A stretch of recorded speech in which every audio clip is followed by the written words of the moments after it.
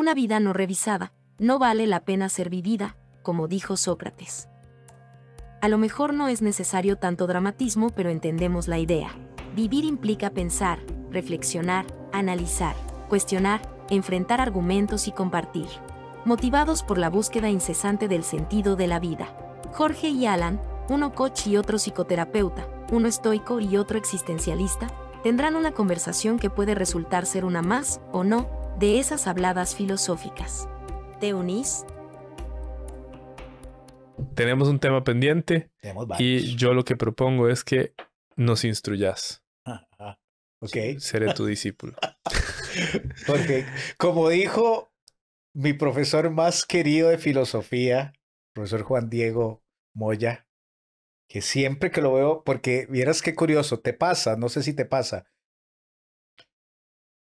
Una particularidad mía que es curioso porque mi hija es igual y Giselle no es nada así, es que yo siempre ando fijándome en los entornos. Yo no puedo abstraerme.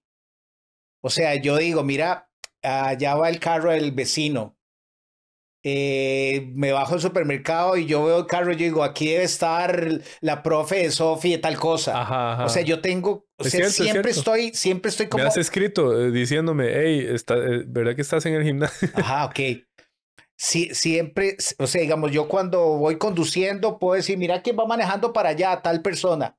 O sea, tengo eso, yo siempre ando como, no es un awareness espiritual, es que realmente ando como poniéndole mucha atención a todo lo que está sucediendo. Entonces, al profe me lo topo por todo lado, que alguien diría, hey, si él trabaja en la UCR, no por la UCR, me lo he topado hasta por mi casa. O sea, Jung diría, son como sincronicidades, es alguien que quiero mucho, que respeto un montón, que me parece, o sea, no sé si yo pondría en Costa Rica a alguien por encima de él en admiración intelectual, y así en los lugares más random, digo, ahí va el profe, ¿ahí dónde va? Entonces, lo que te quería decir es que cuando tuve el primer curso con él nos estaba dando un curso sobre Kant. Y bueno, se sabe Kant para arriba y para abajo en todos los idiomas posibles, ¿verdad? O sea, el profe es impresionante. Y entonces, cuando ya termina la clase, le digo, profe, viera que yo le quiero contar que hay un artículo que escribió Lacan donde él compara a Kant con el Marqués de Sade, explicando que los dos tienen un marco moral súper estricto, nada más que el de Sade es hacia lo decadente y el dolor, y el de Kant es como el deber ser, y verdad, es que... Y puedo recordarlo a él, eso tiene que haber sido Jorge en el 2006, digamos, no me había ni casado. Él me ponía esta atención donde yo trataba de transmitirle lo que Lacan decía, ¿verdad? Y al final me dice, él me dice Jorge Alan, no me dice Alan, me dice Jorge Alan. Me dice Jorge Alan, eso suena como un verdadero disparate. Yo creo que deberías, ¿cómo fue que dijo? Deberías mejorar tus referencias bibliográficas.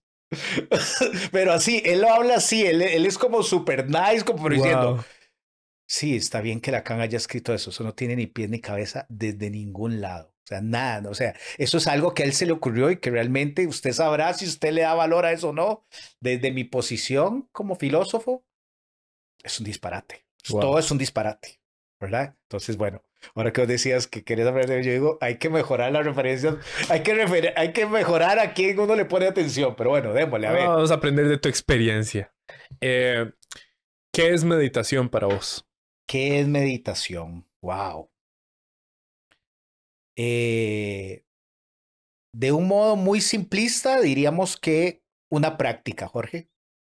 Una práctica que asegura alcanzar ciertos estados, no solo mentales, sino también conductuales. O sea, llega a afectar incluso hasta tu comportamiento. El término, si lo querés ir a rastrear en la historia, donde te lo vas a topar como específicamente es en la India. Y el término es dhyana, D-J-A-N-A, que siempre he pensado si tiene algo que ver con el nombre Diana, pero no lo sé. En todo caso es con J y no es con I. Esa palabra hace referencia como a la acción de contemplar en silencio y como estáticamente. O sea, es como la capacidad de estar aquí, como observando, sin ningún estímulo auditivo. Obviamente hay estímulos auditivos por todo lado, pero quiero decir, como tratando de limpiar el espacio como para ver, y los grandes meditadores dirían, y en la medida que ves, te ves. O sea, pareciera que estoy observando la realidad circundante, pero en realidad estoy tratando de explorar mi realidad interna. Lo que hace 15 años se gestó un movimiento muy interesante donde un grupo de neurocientíficos empezaron a investigar si las teorías freudianas tienen algún asidero que la neurociencia hoy pueda, digamos, validar. Entonces se creó el neuropsicoanálisis. Muy interesante. Mark Solms, que es el fundador de ese movimiento, él decía, sin importar lo que la neurociencia descubra, no podemos no valorar en Freud a uno de los primeros investigadores del mundo interno. Entonces él utiliza mucho la categoría de mundo interno. La meditación para mí es eso. La meditación es un modo de internarme en mi mundo interno, utilizando una categoría de Mark Solms. En la India, la práctica estaba directamente relacionado con una,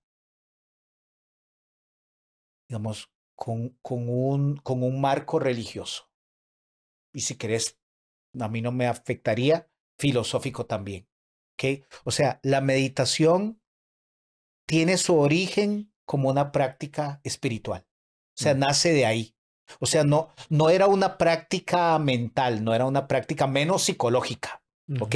Eso que hoy conocemos como mindfulness, que tal vez ahora podríamos intentar ensayar la diferencia, no es lo que en el inicio te encontrás. ¿Ok? Curiosamente, la meditación, la gente lo suele conectar directamente con el budismo. ¿Ok? Sí. Lo cual es un poco injusto históricamente, porque si es que existió Gautama, él aprende a meditar de sus maestros de la India, porque además sucede que él era un hindú, ¿verdad? Entonces, cuando la gente piensa en meditación, piensa en budismo, sí, pero ahí ya ahí caíste en el segundo episodio de la serie. El primer episodio es India. El yoga, hay mucha gente que todavía no sabe que es una práctica meditativa, ¿verdad? O sea, activa, pero meditativa al fin. Entonces, bueno, está el concepto de jhana. Si tuviéramos que traerlo, si tuviéramos que buscar una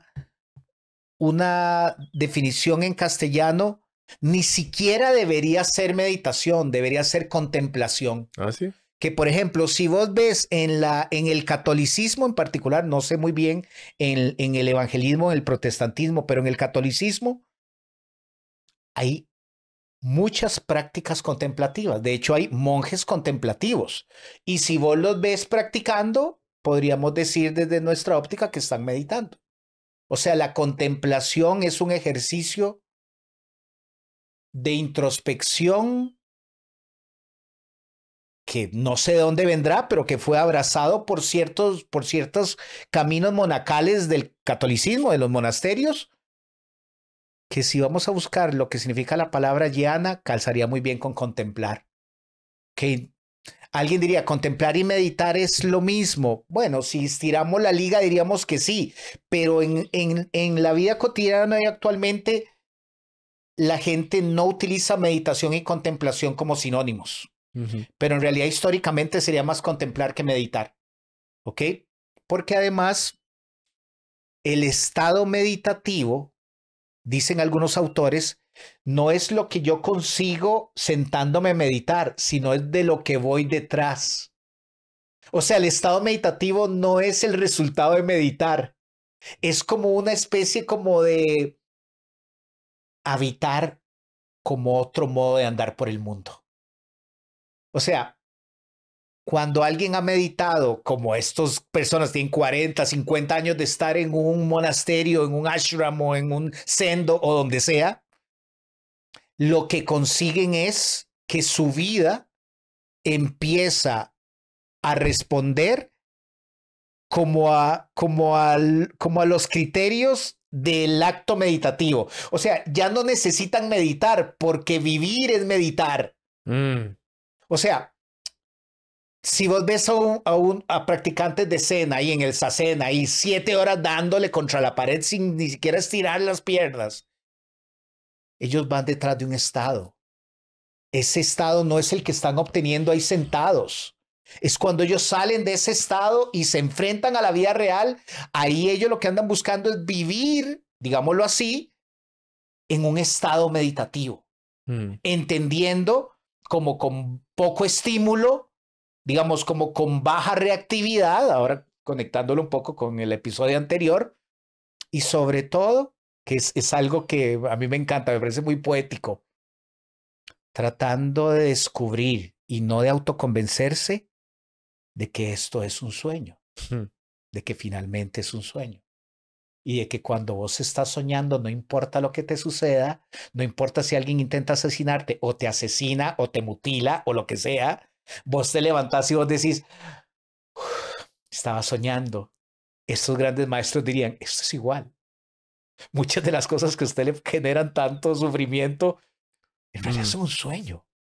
O sea, y cuando digo un sueño no es que no te sucede, es que está dentro de un marco, digamos, onírico, por decirlo de alguna forma. Claro. O sea, esto en realidad no está sucediendo en la realidad. O sea, es una construcción, es un constructo. Es un constructo. Que ellos no dirían que es de la mente necesariamente. No, o sea, porque las escuelas de meditación, al menos las que yo he leído un poquito, no caen como en la trampa del psicologismo, es decir, yo estoy creando la realidad. No, creo que ellos se sentirían mucho más cómodos diciendo, primero, ¿quién es ese yo que habla? Cuando hablan, dices, ¿qué yo creo? ¿Cuál yo? ¿Cuál yo? Tráigame el yo. Empecemos por ver su yo. Nos gustaría ver su yo. Empecemos, ya que usted como que se sienta ahí y desde ahí ve su mundo, traiga ese yo. Empecemos por el yo. ¿Por qué? Porque ellos lo que plantean es que ese yo no existe. Lo cual no quiere decir que Jorge no existe o que Alan no existe. Lo que no existe es eso que Jorge dice yo. William James, el padre de la psicología, mucho antes de Freud, eso es mucho antes de Freud. William James tiene una frase muy famosa, él dice, el yo más que un objeto es un punto de localización. O sea, cuando yo digo yo, más que hablar de algo corpóreo, estoy como diciendo aquí. Pero, o sea, estoy disparando palabras, es una referencia, ¿ok? Entonces, me devuelvo. Porque me metí con la cosa de los católicos y todo este asunto. Gautama, que no soy la persona más indicada para revisar esa biografía. Hay biografías muy interesantes al respecto. Mi esposa, que sí es una conocedora hardcore de todo esto, asegura que una de las mejores biografías que uno podría leer sobre Buda fue escrita por Thich Nhat Hanh, por este monje vietnamita que acaba de morir hace muy poquito. No me acuerdo cómo se llama, pero dice ella que es de un nivel como de lirismo, o sea, es como hiperpoético, pero además es como muy históricamente sostenido. Okay. Yo no lo leí, pero bueno, lo que iba a decir es, cuando el Buda se ilumina o cuando el Buda alcanza la realización, lo que dicen que consigue es asegurarse de que las cosas de la realidad ya no tengan el peso que nosotros solemos darle. Y como bien decías en el episodio anterior, uno semáticamente carga muchas cosas que incluso hay gente que si nos oyera explicando el valor que tiene para nosotros diría, ay, wow, qué loco que eso te da tanto valor para vos y desde mi visión de mundo eso es, ok, ajá. Supuestamente la iluminación es cuando ya vos no tenés que estar como cargando semánticamente las cosas, por decirlo de alguna forma. O sea, lo que es. Y no es que los iluminados no sufren, o no es que los iluminados no tienen reacciones ante eso, es que tienen siempre presente que eso es un sueño. Por eso el concepto de despertar. Claro, es despertar del sueño. Ahí está, es un awakening. Puf, ¿ok? Yo hace como 10 días, Jorge, tuve el primer sueño en el que me di cuenta que estaba soñando de mi vida. Dicen que hay gente que le sucede con frecuencia. A mí no me había sucedido nunca. Lo que llaman sueño lúcido. Nunca, nunca. Ni estoy practicando para lograrlo, ni lo he hecho en mi vida, pero fue muy mágico. Soñé que andaba conduciendo un carro que mi papá amaba, un Hilux, que durante mucho tiempo, cuando él vivió fuera de San José, yo podía andarlo. Y era un carro lindísimo, lindísimo, lindísimo. Además, yo era súper joven, entonces era hasta un poco raro que yo anduviera un Hilux, ¿verdad? O sea, entonces, además, era como un carro muy llamativo, ¿verdad? En el sueño, yo salgo de algún lugar y donde había dejado el Hilux no está. Y entonces, en el sueño, como en 2 o 3 segundos, yo digo, se lo robaron. E inmediatamente digo, pero esto es un sueño. Y se sintió tan rico, o sea, yo me levanté esa mañana diciendo, ok, si esto es lo que hablan todos esos maestros, si uno puede llegar a ese nivel de poder decir, esto es un sueño, todo es un sueño, o sea, tuve como una microdosis, micro de lo que los maestros dicen que ellos consiguen cuando enferman, cuando ya están a punto de morir, cuando mueren sus seres queridos, cuando no salen los proyectos que ellos persiguen, decir, sí, pero esto es un sueño. O sea, ¿por qué estoy tan agobiado si estoy soñando? ¿Ok? Pues ok, ahora sí, me devuelvo. El Buda empieza a... Yo tengo toda una controversia al respecto. Digamos, sé que puede ser controversial lo que pienso, pero a inicios de este año caí en cuenta que el problema de tratar de ser Buda es que no soy Buda. Entonces las indicaciones que Buda deja no me las dejó a mí, porque él las deja post-iluminación y yo soy pre-iluminación. Entonces yo lo oigo a él con todos sus lineamientos y yo digo, todo tiene sentido, pero nada parece como realizable. Y claro, porque las escribió un iluminado. Entonces de pronto yo me enfrento al texto de él, digamos, ahí, al igual que con lo que vos contabas de Marco Aurelio, que me contabas ahora antes de empezar a grabar, hay una compilación de las cosas que supuestamente él dijo porque él nunca las escribió y son hiperpoéticas y además como muy, sí, que te generan con mucha esperanza. O sea, lo que él plantea uno dice, wow, sería chivísimo estar ahí. Pero he caído también en cuenta de decir, claro, pero estoy tratando de emular un Cinta Negra. O sea, con razón se siente tan difícil. Claro. Además digo que él también hizo todo un esfuerzo que yo no hice. Pero sí, el punto es que ahí aparece el Buda, se gesta lo que hoy llamaríamos el budismo, y el budismo toma diferentes caminos. ¿Por qué eso es históricamente importante? Porque a cada lugar al que llegaba se encontraba prácticas que ya se estaban gestando ahí, algunas de las cuales hoy podemos decir que eran totalmente meditativas. Ok, entonces no es que Buda crea o inaugura o diseña por primera vez en la historia eso que hoy llamamos meditación. No es cierto. Sus maestros le enseñaron a meditar. O sea, él fue un alumno de alguien. Prueba de que ya existía. La meditación budista tiene sus sabores y sus aromas particulares, así como si vos vas, no sé, a un ashram, ni me sé muchas ciudades en la India, pero donde sea que hayan, vas a decir, puña, pero esto no se siente parecido. Es como un arte marcial, al final de cuentas. Claro, y karate, hay un montón de tipos de karate, kung fu. Gracias, claro. Entonces, es interesante ver cómo la meditación, conforme el tiempo fue pasando, empezó a volverse más un ejercicio laico, algo que no era en el inicio. En el inicio tenías que adoptar una vida monacal, o sea, tenías que aspirar a ser un monje para que te enseñaran diferentes técnicas. O sea, lo que quiero decir es que la gente podría imaginarse que en la India todo el mundo medita. Eso no es cierto, ni todo el mundo practica yoga. ¿Ok? Ni tampoco es cierto que si vas al Tíbet, a todo el mundo lo vas a agarrar ahí en media meditación. ¿Por qué? Porque el nacimiento de la práctica estaba directamente conectado con un con un vivir diferente la vida, vivirlo como un monje. ¿Ok? Era una práctica exclusiva para los monjes. No solo eso, ellos te iban transmitiendo diferentes grados de complejidad y de sofisticación de las técnicas a partir de que vos estabas como que habías adoptado o habías tomado la decisión de vivir, de dejar un poco como lo terrenal e irte, digamos, como a vivir en un monasterio. ¿Ok? Entonces, bueno, el punto es que el budismo toma varios caminos. Uno toma hacia el Tíbet, otro toma hacia China, y ahí se empiezan a crear las diferentes escuelas de meditación. Lo interesante de esto, Jorge, es que aunque hay puntos en los que sí convergen, ellos tienen ciertas ideas que del todo son contrarias a otras escuelas del mismo budismo. Cuando uno habla del budismo, comete el mismo error que cuando uno dice el estoicismo o el psicoanálisis o el neoliberalismo. Estás haciendo una generalización que está borrando como esas especificidades propias del budismo sucede igual. O sea, vos escuchás una charla, lo que ellos llaman un Dharma Talk, que es cuando están tratando como de dar una enseñanza.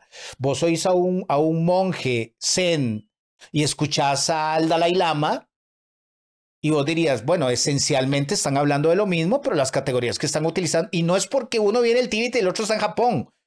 Es porque, por ejemplo, la relación de ellos con iluminarse, la relación de ellos con la reencarnación, la relación de ellos con el karma es diferente. O sea, son matices. Está matizada por situaciones históricas y por eventos geográficos, ¿ok? Entonces, bueno, los occidentales, yo me voy a atrever a decir que tuvimos acceso a la meditación por dos vías. Deben haber un montón más. Estas son las que yo he podido rastrear. En un primer momento, obviamente, todo el movimiento contracultural sesentero, digamos, en Estados Unidos, sí. los Beatles allá con su Swami tratando de aprender a meditar, ¿ok?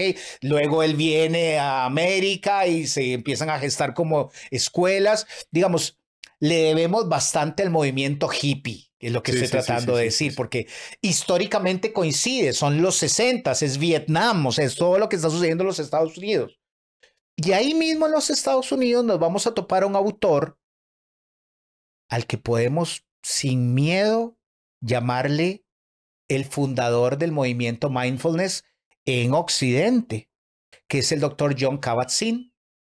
Jon Kabat-Zinn viaja a Oriente, no estoy seguro si fue a Tíbet, y él, como estudiante de medicina de la escuela de Harvard, empieza a darse cuenta que ellos, muchos padecimientos, no solo psíquicos, sino físicos, los abordaban con prácticas meditativas. Entonces, obviamente, como estudiante de medicina, no estoy seguro si él se había graduado. Él estudia biología, aunque tenía siendo profesor de la escuela de medicina.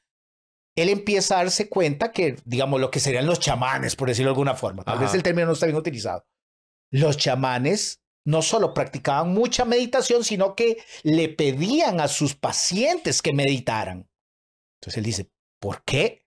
¿Qué tiene que ver una cosa con la otra? Él extiende su estadía en Oriente, se vuelve un meditador súper como accomplished, como realmente con muy buen nivel, vuelve a Estados Unidos, particularmente a Harvard, y él lo que pide es que le den ¿cómo se llama cuando a un científico le dan como un monto importante? Ah, sí, un funding. Ajá. ¿Cómo sería eso en castellano? Le dan, es una beca, no. No, le dan ay, pucha, invierten, le dan recursos. Sí, pero tienes razón, un funding. Yo lo que estaba tratando hace rato de recordar es cómo se dice en castellano. Pero sí, o sea, es la idea que puedo compartir. Él pide que lo financien. Que le financien una investigación. Bueno, ok. Él pide que le financien una investigación donde él lo que va a crear es una clínica al estilo Occidente, donde lo que él quiere empezar a tratar de estudiar y de curar es el estrés, hablando de. Entonces él crea un método que al día de hoy funciona, es un método que yo utilizo, El método se llama Mindfulness Based Stress Reduction, reducción del estrés basado en la atención plena. Él cuando viene a Occidente, él lo que plantea es que vos podés sacar todos los elementos más religiosos de la meditación y convertirlo en una práctica curativa, en una práctica autocurativa. ¿Por qué? Porque no es el maestro de meditación el que está consiguiendo que vos te sintas mejor. Te vas a sentir mejor en la medida que te sentes y le des, y le des, y le des, y le des. Entonces, mindfulness, que lo traducen como atención plena, como atención constante, como... En realidad, mindfulness también es como, o sea, being mindful es un estado de la mente. Claro. De hecho, esta señora que mencioné en el episodio pasado, que le pegó esta regañada a Huberman, ella dice que en realidad la gran mayoría de gente lo que anda es mindless. O sea que es... ella tiene una posición súper controversial para mi gusto. Claro. Ella llega y dice que el estado mindful no requiere la meditación en lo absoluto, que ella dice, sí, yo le veo sus beneficios a la meditación, pero si somos honestos... Ella llegó a embarrilar la cancha. Sí, además ella es como un poco como... Creo que el beneficio de ser una científica tan reconocida le da a ella la posibilidad como de no hacerte concesiones. O sea, ella no le quiere quedar bien a Huberman. De hecho, lo ve como un alumno. Ajá. Pues una señora así súper reconocida. Es como... Un novato ahí. Sí, es como, ¿verdad? Entonces a ratos uno dice como, wow, ahí le entró duro al muchacho. Digo, solo podía decir más bonito. Yo se lo comenté a mi esposa. Me dice, sí, ella tiene como un tonillo ahí como... En tico diríamos, y ojo que la estoy juzgando y nada más vi 18 minutos de 4 horas, ¿ok? Tal vez como un poquito pesada. Pretenciosa. Pesada, como dando a entender de que Huberman sabe cosas, pero ella sabe más cosas que Huberman, lo cual probablemente es un hecho, ¿ok? Probablemente es un fact. De su área. ¿Ah? De su área. Claro. Ok, entonces lo que estaba diciendo es que al meditar, nosotros lo que buscamos es alcanzar mayores niveles de mindfulness. ¿Qué significa eso? Que yo pueda estar más consciente no solo de lo que sucede a mi alrededor, sino de lo que sucede en mi interior. O sea, la meditación lo que va a perseguir, creo yo, mucha gente pensará otra cosa, la meditación lo que va a conseguir es que vos tengas un mayor conocimiento de tu interior, entendiendo que tu interior no es tuyo. O sea, no hay un tu interior. Eso sería como un contrasentido para las escuelas de meditación orientales, porque ellos lo que querían es que no hay un tu interior diferenciado del tu exterior. Pero volviéndolo un poco más occidental para que sea más digerible. Ajá. De fácil digestión, entendiendo el interior como los procesos mentales que lejos están de nuestro control. O sea, todos hemos experimentado ese tren de pensamientos que quisiéramos no tener en nuestra cabeza sobre lo que va a pasar, sobre lo que pasó hace miles de años y le seguimos dando ahí como una rueda hámster, o pensamientos aleatorios que muchas veces se pueden volver abrumadores. Si nosotros somos capaces de reconocerlos, observarlos y desapegarnos de ellos, ese sería uno de los beneficios de meditar. Sí, un beneficio mayúscula. ¿Verdad? Porque no me estoy vinculando con algo que está ocurriendo en mi interior que no controlo. Exacto. Estoy logrando separarme. Exacto. Lo otro es no... De alguna manera lo dijiste. Bueno, al reconocer que esto es un sueño, lo que estoy haciendo en realidad es aceptando que cuando yo etiqueto algo, cuando yo juzgo algo, cuando yo le pongo mi entendimiento a algo, lo estoy creando en mi mente. Pero cuando yo logro entender, es solamente una opinión, es solamente mi creación, es mi perspectiva, puedo verlo como es, lo que es. Y eso carece de carga semántica. Eso no me impacta emocionalmente. Exacto. Es otro de los beneficios de la meditación. Claro, ahí estás mencionando niveles muy avanzados. ¿verdad? Muy avanzados. Tengo como tipo preguntas frecuentes.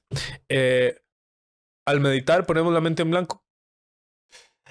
Nunca he entendido qué ganaríamos con eso. O sea, me parece, eso es como comprarse un Lamborghini para tenerlo parqueado al frente de la casa. ¿Cuál es el punto? Digo, la gracia de tener un motor de ese nivel de eficiencia es sentir, ok, ni siquiera creo que la mente humana esté diseñada para, o sea, no entiendo cuál es el valor de eso. Yo creo que lo que la gente coloquialmente quiere decir y sueña con es que no me gusta lo que pienso a veces. ¿Ok? Entonces, quisiera callar mi mente. Claro, creen que la solución es ayúdeme a quitar todo eso de ahí. Cuando la mente misma, en el momento en el que un pensamiento, y eso todos nuestros amigos y amigas tienen que, o espero que nos den la razón porque es algo como fáctico. Cada vez que una idea en tu mente, Jorge, empieza a desvanecerse, no deja un impas. O sea, no deja un espacio vacío. No es como un disco que entre una canción y otra hay 3 segundos como para... No, la mente no funciona así. O sea, en el momento en el que la idea va disolviéndose, hay otra que ya se está gestando. O sea, hay una suerte de continuidad entre todo lo que pensamos todo el día y que luego seguimos pensando al dormir mientras soñamos, que nunca va a dejar un espacio en blanco. Entonces, ir detrás de esto es como un contrasentido, porque nuestra mente misma, más bien, si algo tiene súper sofisticado, es la capacidad de información que va procesando a nivel, digamos, de ideas. Te decía yo en el episodio anterior que cuando una persona medita durante mucho tiempo, todo aquello que surge en su mente ya deja de ser motivo de escándalo. O peor aún, deja de ser algo que yo me propongo que deje de salir de ahí, porque como bien lo has dicho, y a lo largo del podcast, y vos insistís mucho en ese tema, que además por dicha, esas ideas no son creadas por vos, conscientemente, quiero decir. Si el ser humano pudiera meter mano en lo que piensa, todos pensaríamos solo y exclusivamente lo que nos gusta. Y a eso voy a sumar algo que también nos has ayudado a distinguir, y es que eso, a lo que llamamos pensamientos, en realidad es una categoría inferior, porque pensar es cuando yo logro reflexionar sobre eso. Claro. Cuando yo logro entender, eso no lo elegí yo, ese no soy yo, no tengo por qué reaccionar ante eso.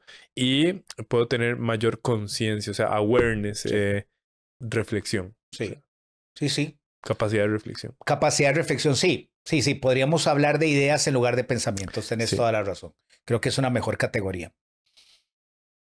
Al meditar, Jorge, yo le encuentro beneficios incluso mucho más cotidianos y triviales, pero muy buenos para mí, digo, al menos a mí me han hecho bien. Cuando vos estás meditando, no importa si lo haces 2 minutos, 5, 10 o 20 minutos, esto se va a oír un poco... O sea, no quisiera que la gente sienta que estoy haciendo como propaganda al respecto de lo que estoy a punto de decir, pero son 20 minutos que no estás pegado al celular. Claro. Ya eso para mí es una ganancia. Claro. Porque yo creo que deberíamos estar despegados del celular. No, ni siquiera creo que eso sea posible, pero me parece una bonita ventana en el día decir, por 20 minutos voy realmente como a dejar que ese aparato, digamos, esté ahí y yo esté aquí, ¿ok? Además, cuando estamos meditando, me parece que es de los pocos momentos del día donde realmente estamos cayendo en cuenta o poniendo la atención a nuestros 5 sentidos con conciencia. O sea, cuando vos estás sentado en X posición y de pronto decís, mira qué vacilón, yo no recordaba esa parte de la pierna que me duele. En esa parte de la pierna vos nunca pensás. Alguien diría, y es una cuestión de awareness, es una cuestión de poner atención. O sea, nosotros damos nuestro cuerpo por sentado con mucha facilidad. Y la meditación nos recuerda, no sos un cuerpo, pero tenés un cuerpo. Y lo pasás, o sea, le das 0 valor a algo que, digo, tiene un inmenso valor. Y así todo. A mí me gusta, no lo hago todos los días, pero me gusta meditar al levantarme. Mm. Me gusta irme al patio de nuestra casa. Me gusta ese frito, eso que está sucediendo entre 5:36 de la mañana. Además a mí el frío me gusta como sensación, entonces es un frío rico. Entonces, digamos, yo salgo al patio y ahí estoy meditando, digamos, y yo que tengo problemas de audición, Jorge, yo digo, ay, qué interesante, o sea, los pajaritos. Y ahí están dándole todo el día, pero nada más yo no les pongo atención. Ahí yo estoy diciendo como, mira, nosotros no vivimos cerca de una carretera. Entonces, digamos, no se oyen carros. Pero sin embargo, cuando yo estoy en la madrugada, yo de pronto digo, wow, puedo hasta percibir algún carro que debe estar a 200 metros tal vez, pero yo nunca lo oigo. O sea, esa capacidad que la meditación de decir, estoy aquí. Y si nos ponemos más metafísicos, en la medida que estoy, soy. Ujú. O sea, finalmente soy. No soy Alan, no soy, no, soy, punto. Ujú. No es un soy que haya que fill in the blanks, no, soy y Sí, punto. punto. Ujú. Eso yo solo lo consigo meditando. O sea, ya a mí nada me da eso. Sí, y eso da estados de plenitud, de gozo, Claro, claro. estados asociados al bienestar. Hasta de agradecimiento, Claro. Jorge, o sea, hasta de agradecimiento. O sea, en la época del COVID recuerdo un montón de consultantes que me decían lo que yo hubiera dado por tener patio, porque vivían en torres que no tenían patio y que además acuérdate que cuando la cosa estaba muy heavy no podían ni salir de su apartamento y se estaban volviendo locos y locas en el sentido no coloquial del término. Ese momento de estar, también de decir, puña, qué rico que aquí hay como una zonita verde para estar aquí. Yo no soy un tipo como súper, digamos, o sea, eso es muy raro, pero lo que quiero decir es, por supuesto que la naturaleza me gusta, pero yo soy bastante citadino en el sentido que hay gente que dice, es que yo necesito la... No, yo no, digamos, yo puedo no ir a caminar en la montaña por años y mi vida transcurre más o menos bien. Cuando estoy caminando en una montaña digo, puña, qué rico que es esto. Pero conozco gente que eso es más como una necesidad, no lo Claro, es para claro. mí. Pero en ese momento, ni siquiera es porque estoy meditando, Jorge, ni siquiera es porque estoy meditando. Es porque la meditación es un pretexto para estar ahí poniendo y poniéndome atención. Para mí la meditación la meditación no es un fin en sí mismo tal como yo la entiendo. Alguien podría pensar que sí, sobre todo si va persiguiendo una iluminación. Ahí sí lo entiendo. No es mi caso, yo no conscientemente, quién sabe si en mi interior, quién sabe qué andaré buscando, pero yo no medito y al terminar de meditar yo digo, bueno, hoy estoy 20 minutos más cerca de iluminarme. O sea, porque nunca ha sido ese el objetivo que me llevó a mí a meditar precisamente en mi año 40. Es que fue al cumplir 40 años que yo empiezo a meditar. ¿Qué fue lo que te movió a meditar? Este espacio es una realidad gracias a la Academia Mind Coach. Nosotros nos dedicamos a formar líderes en comunicación humana. Tenemos una misión y es cambiar por completo los paradigmas que hay en contra de las personas que se encargan de liderar a otros. Se dice que una de cada 3 personas que asciende a un puesto de jefatura no ha tenido una formación que le permita interactuar de la mejor manera con su equipo y crear un ambiente saludable para que todos se desarrollen y haya una comunicación efectiva. Nuestro modelo consiste en acompañar de forma personalizada a todos aquellos que quieran mejorar sus habilidades para construir acuerdos y solucionar conflictos por medio de nuestro programa estructurado que te va a permitir comprender cómo funciona la mente, cómo construimos las emociones, cómo operan los seres humanos, cómo el lenguaje impacta nuestra versión de la realidad y a partir de ahí adquirir herramientas para influenciar, para acompañar, para tomar decisiones, para dar feedback, para recibir feedback, para dar peticiones, para contar historias y muchas otras cosas más. Si vos sos una persona que quiere desarrollarse, crecer profesionalmente, con una vida balanceada, con nuestro modelo, te voy a invitar a darle clic al link abajo. Nosotros te vamos a estar esperando para acompañarte en una sesión completamente gratuita, darte los detalles y saber si calificas para ser parte de nuestra tribu de líderes en comunicación humana. en ese momento yo era profesor universitario y invertía bastantes horas de mi vida siendo profesor. A los 39 años, la universidad en la que yo impartía clases me congratula o no sé, me premia con la posibilidad de elegir un posgrado en algo que yo considerase que podía ser interesante para mí, para la facultad a la que pertenecía. Y en ese momento yo sentía un gran deseo por tratar de comprender procesos más neuronales.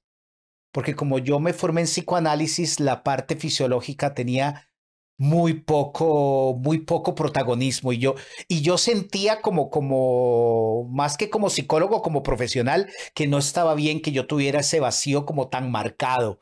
Desde el psicoanálisis alguien hubiera dicho, no lo necesitabas. No, pero es que yo siempre pienso como más integralmente, ¿ok? Entonces, bueno, yo le propongo al rector de la universidad en la que impartía clases que me permita estudiar neuropsicología. Entonces, bueno, la universidad en la que yo en la que yo era profe, que no fue en la que yo estudié, me dice, nosotros tenemos ciertos convenios con ciertas universidades y en neuropsicología solo tenemos con una universidad. Entonces, explórela. Si a usted le gusta ese posgrado, le ayudamos a hacer el, ¿verdad? Okay. Esta universidad, en ese momento de la historia, estamos hablando del 2013, estaba como en un momento muy hippie. No en la que yo impartía, sino en la que yo termino estudiando neuropsicología. Y todos mis profes están como full con la meditación. Como con todos estos estudios que se estaban llevando a cabo en los Estados Unidos, con monjes tibetanos y poniéndoles electrodos y con, ¿cómo se llama? Esto de, brain imaging, como de ver cómo funciona. Ok, bueno. Entonces, sin que fuera una búsqueda como súper consciente, yo llego y digo, bueno, hey, si lo que voy a estudiar está tan pegado a eso, yo quizás debería practicar meditar, porque me da la impresión de que me van a hablar bastante de eso. Entonces, sentí como el deseo, ya Giselle para eso tenía muchos años meditando, muchos. Giselle me lleva a mí. No que sea una competencia, pero digamos, Giselle empezó 10 años antes que yo meditar. No tibetanamente. Tibetanamente empezamos los dos juntos. Digamos, al budismo nos acercamos los dos al mismo tiempo. Yeah. A la vuelta a la facultad en la que yo impartía clases, había un grupo de budismo. Entonces yo me meto a Facebook y por localización pongo meditación, ni siquiera puse budismo. En ese momento de mi vida, Jorge, el budismo a mí no me representaba nada. O sea, era una religión y por ende nada que me pareciera interesante. Entonces a la vuelta veo que hay un fanpage de un grupo, pero así a la vuelta, o sea, te estoy diciendo que yo puedo ir caminando a donde ellos estaban. Y entonces yo llego donde Giselle y le digo, hay un grupo de meditación budista los miércoles a las 7 de la noche. Yo quiero ir. Y bueno, muy al estilo de Giselle, me dice, vámonos, ya, listo. Ahí, yo recuerdo al día de hoy, Jorge, ojo, en mayo de este año ya habrán pasado 12 años de ese miércoles, ese primer miércoles. Y yo hay un montón de cosas de hace 12 años que no podría describirte, no las tengo tan claras. Esta sí, por el efecto que causó en mí. Wow. No meditar, no.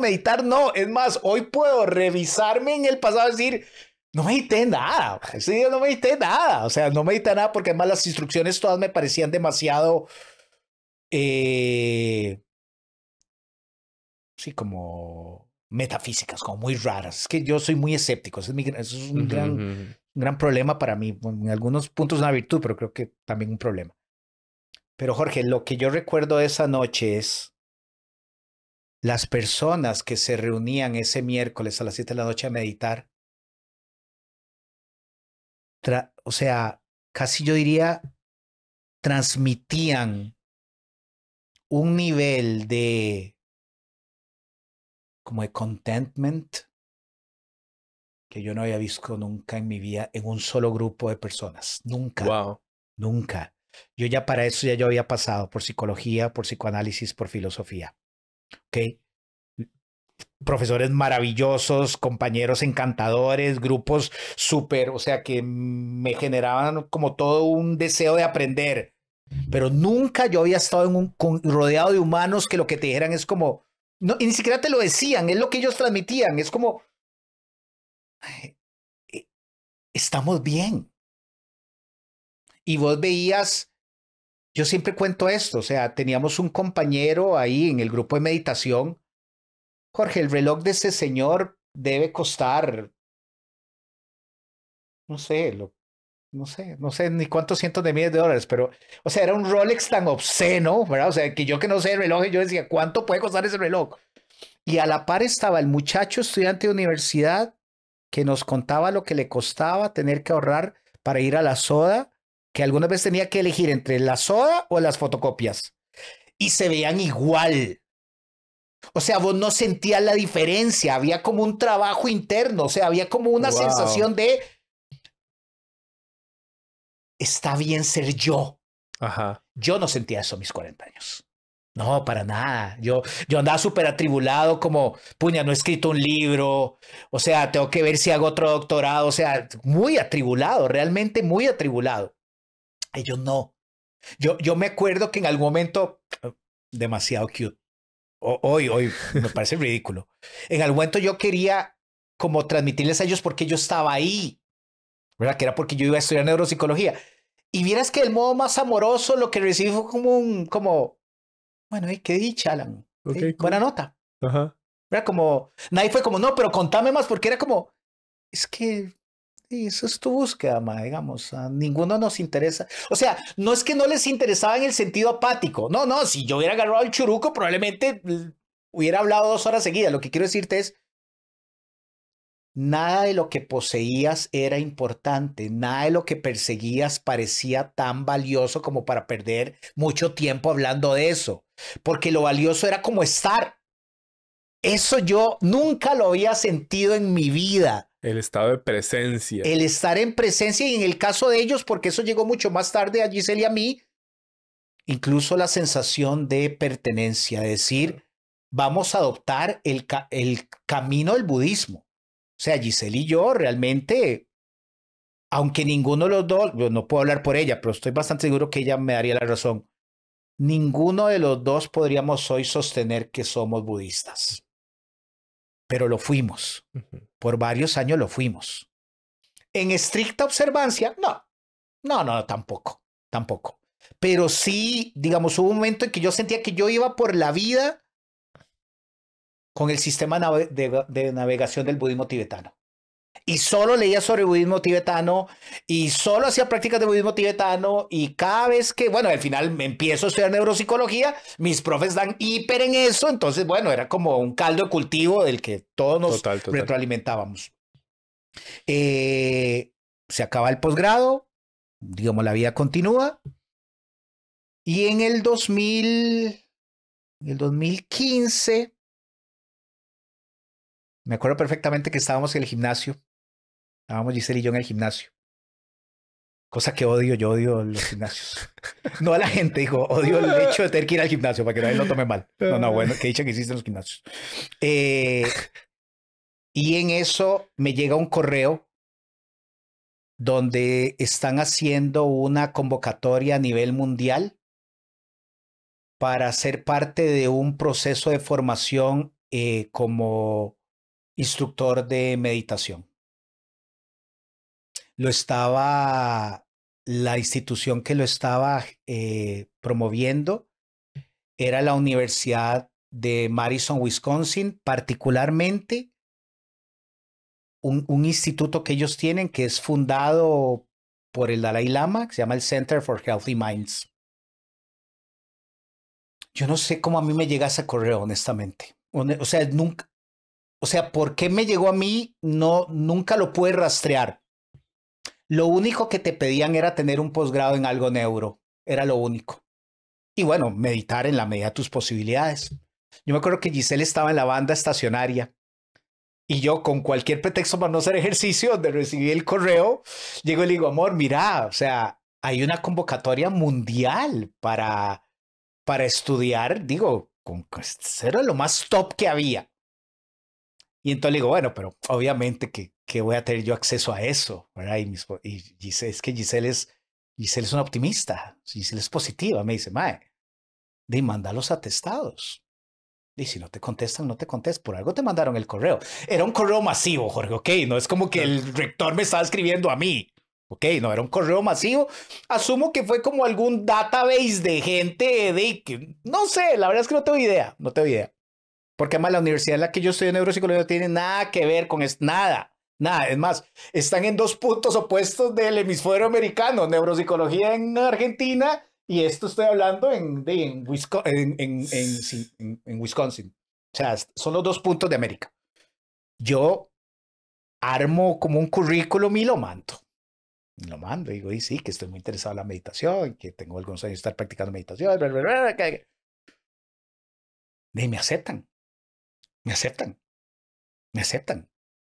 Me dicen, bueno, tenemos diferentes líneas. O sea, todos ustedes van a ser becados totalmente. No va a tener que pagar nada por la formación. Usted tiene que elegir 2 vías de investigación para que pueda completar el programa.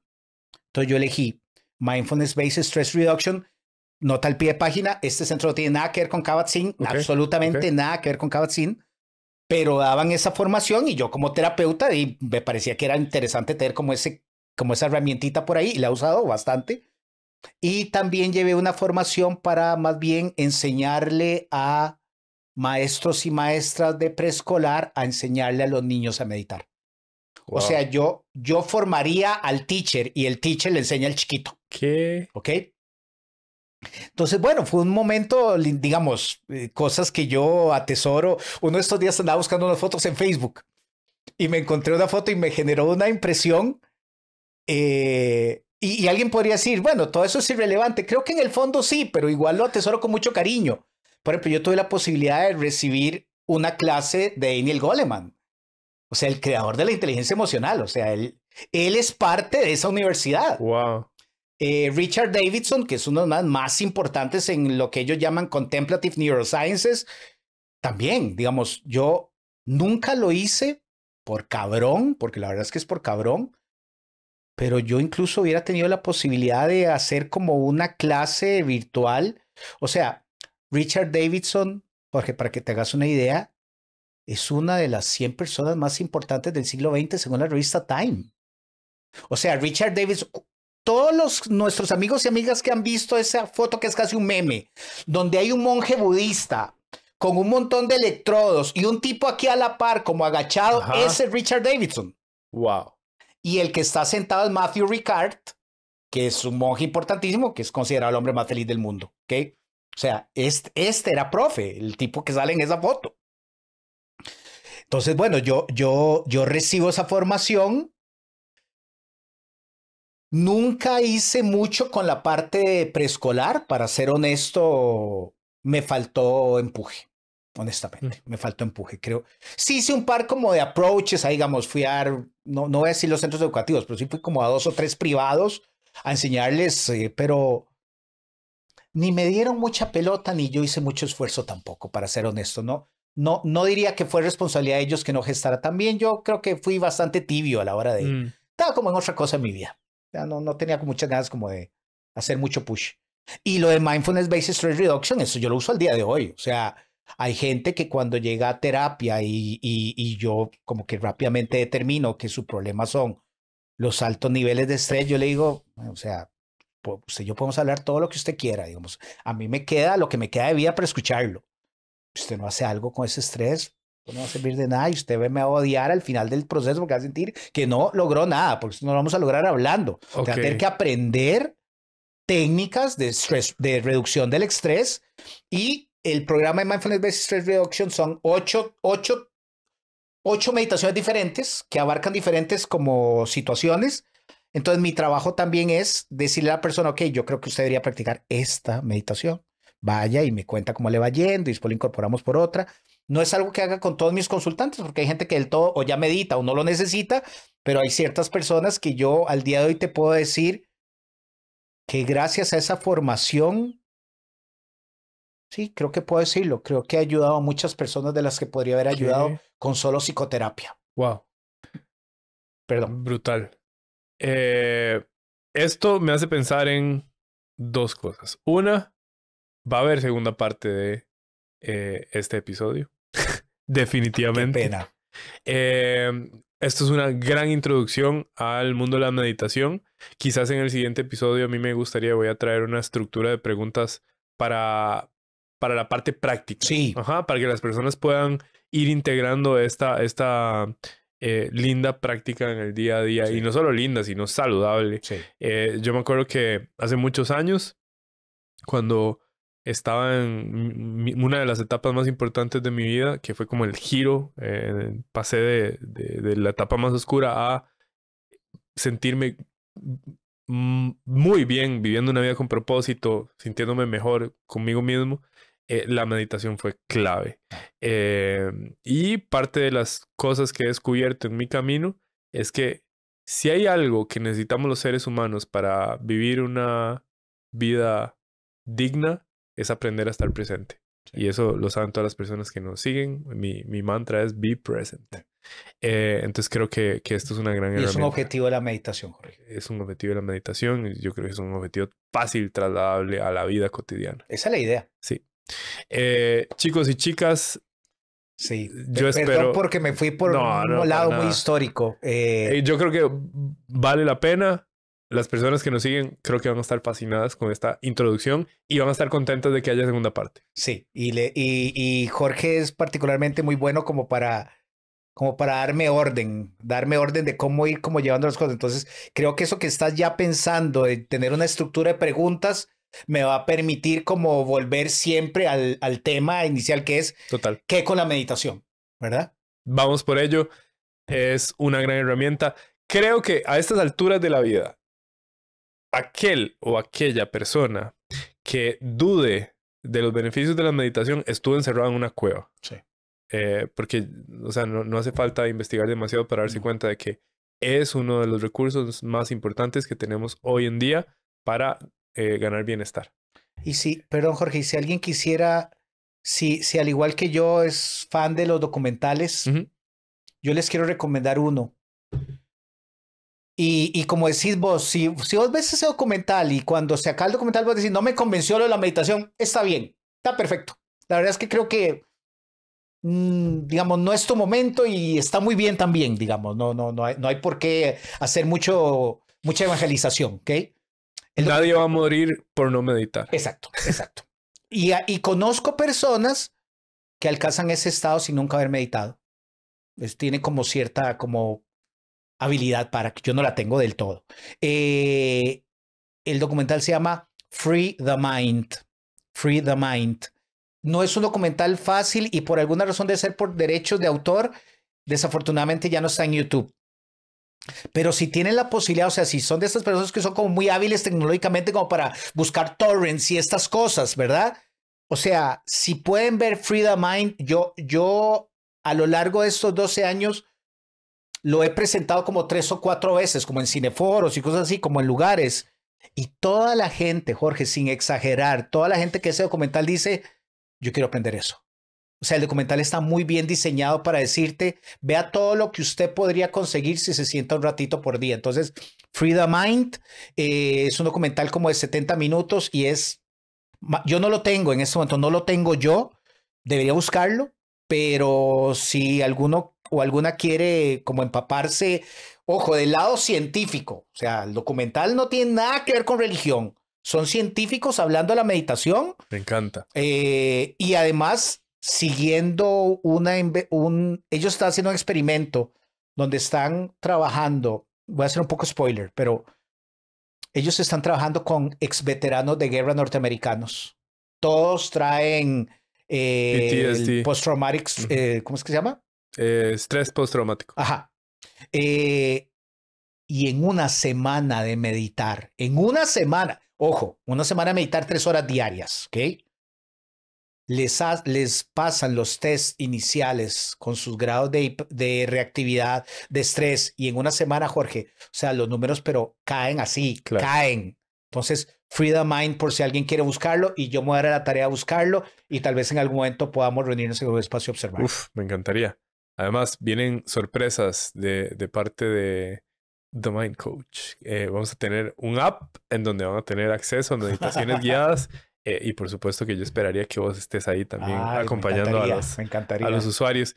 Entonces, ahí está la expectativa. Pronto, si no es que en este momento. Así que pongan atención a las redes sociales y nada, espero que lo hayan disfrutado tanto como nosotros. ¡Wow! ¿Qué tal estuvo eso? ¿Qué te pareció? Recordá que el conocimiento solo es útil si se comparte. Llevamos años recibiendo ideas gigantes, de mentes grandiosas.